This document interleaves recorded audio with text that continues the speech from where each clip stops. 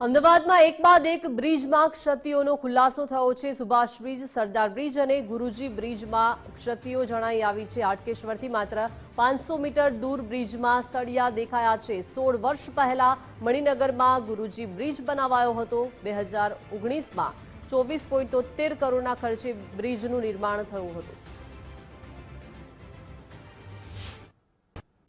અમદાવાદ શહેરના બ્રિજો અંગે વધુ એક સુરક્ષા મુદ્દે ચિંતા જોવા મળી રહી છે, કારણ કે અમદાવાદના જે પ્રકારની બ્રિજોની સ્થિતિ સામે આવી છે ત્યારે ચોક્કસથી લોકોની સુરક્ષા પણ કેટલી તે પણ અહીંયા મોટો પ્રશ્ન સામે આવે।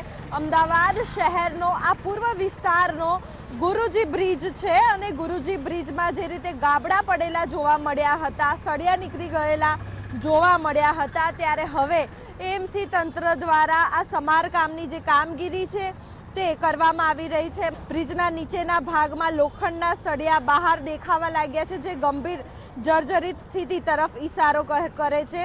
શહેરના ટ્રાફિકના મુખ્ય ગણાતો આ બ્રિજ મણિનગર અને હાટકેશ્વરને સીધો જોડે છે। 2009ની વાત કરીશું તો લગભગ 24.73 કરોડના ખર્ચે બનાવેલો આ જે બ્રિજ છે અને હવે માત્ર 16 વર્ષમાં જ ખરાબ હાલતમાં પહોંચી ગયો છે। કેમેરામેન મનીષ સાથે માનસી પટેલ, ગુજરાત ફર્સ્ટ, અમદાવાદ।